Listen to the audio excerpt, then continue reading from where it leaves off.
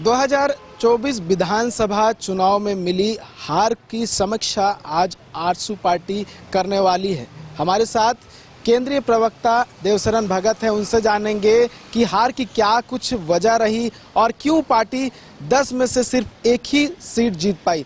दादा, 10 सीट पे आप लोग चुनाव लड़े, लग रहा था कि इस बार 2019 से अधिक सीटें आएंगी, लेकिन एक ही सीट पर आप लोग सिमट कर रह गए। क्या जो पार्टी अभी उभर कर आई है, जिसके एक विधायक है जयराम महतो, उसको आपने हल्के में ले लिया या फिर स्ट्रेटेजी जिस तरह से तैयार होनी चाहिए वो स्ट्रेटेजी पहले से तैयार नहीं हो पाई थी? पहले तो जो जनता ने जजमेंट दिया है, यह जो जनादेश मिला है, इस जनादेश में कुछ लोग पूर्ण बहुमत की ओर हैं, कुछ लोग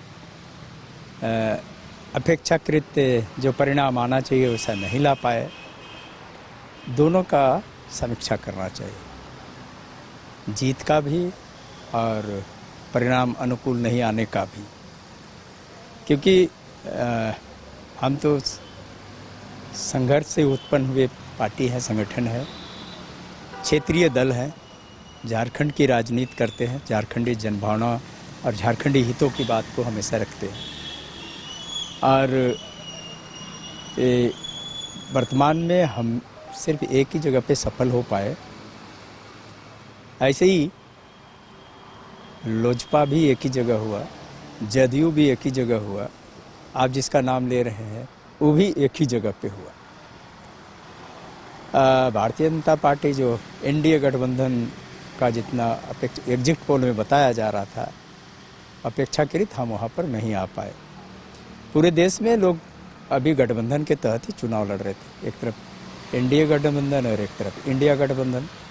महाराष्ट्र में अच्छा रिजल्ट हुआ, लेकिन झारखंड में जिस तरह से उम्मीदें लगाई गई उस उम्मीद के अनुरूप रिजल्ट नहीं आया। कहीं न कहीं हम झारखंडी जनता के मुद्दों को या उनकी भावनाओं के अनुरूप उनके हृदय के करीब हम नहीं पहुंच पाए, और जिनको अपनाया उनको भरपूर समर्थन दिया है।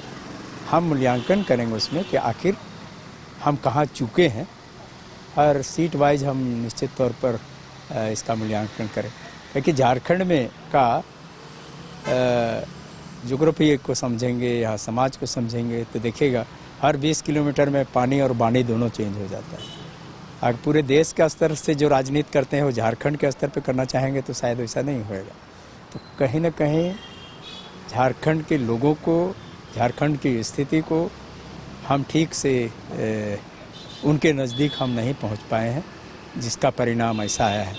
हम तमाम विषयों पर मूल्यांकन करेंगे और बेहतर अच्छा करने के लिए हम आगे फिर रणनीति तय करेंगे। जो जिस पार्टी की हम बात कर रहे हैं JLKM की, उस पार्टी को आप लोगों ने हल्के में ले लिया, क्योंकि अगर हम बात कर ले आपके 10 सीटों की, तो जहां भी आंकड़े देखे कहीं ना कहीं उसके वजह से ही आप लोग को हार मिली है, क्योंकि वोट आपका जो है बट गया। देखिए, हर दल का अपना ये है, सब चुनाव में है। अब किस दल का वोटर किस दल के वोट को प्रभावित करेगा, ये तो मूल्यांकन हमको करना पड़ेगा। हम ये कैसे कहेंगे कि वो मेरे ही को काटा, ऐसा तो नहीं कर सकते।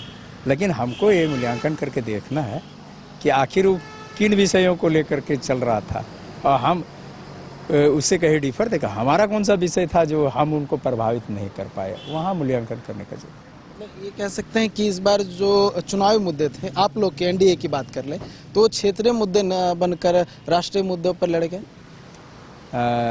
घुसपैठ ज़्यादा हावी रहा। हम इसलिए पहले कहा कि हम लोगों ने जिन विषयों को लेकर जनता के बीच गए, जनता के दिलों को हम छू नहीं पाए, या कहे कि वो हम पर उतना विश्वास नहीं व्यक्त किया, जिसका परिणाम ऐसा आया। जिनका दिल जिनकी बातों को एक्सेप्ट किया, उनका रिजल्ट आया।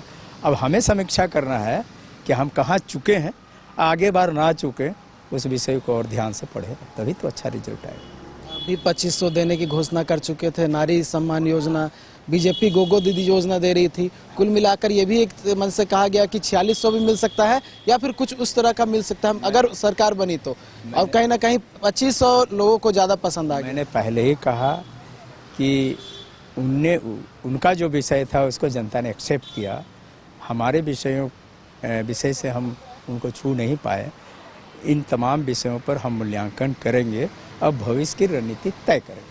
अच्छा, भविष्य की रणनीति तय करेंगे और हार की समीक्षा आज की जाएगी। केंद्रीय अध्यक्ष सुदेश कुमार महतो कुछ देर में पहुंचेंगे और तमाम प्रत्याशी जिन्हें हार मिली है या फिर जीते हैं वो यहां पर पहुंचेंगे और समीक्षा की जाएगी कि क्या मुद्दे लेकर जाना चाहिए था और क्या मुद्दे कहीं ना कहीं इस चुनाव में उन्हें पीछे छोड़ दी, जिस वजह से इन्हें हार का सामना करना पड़ा। कुछ देर में बैठक शुरू होगी, हार में समीक्षा होगी, क्या कुछ वजह आजसू पार्टी निकालकर सामने लाती है देखने वाली बात होगी। न्यूज़ बाइस्कोप के लिए कैमरा पर्सन गौरव के साथ नीरज कुमार, रांची।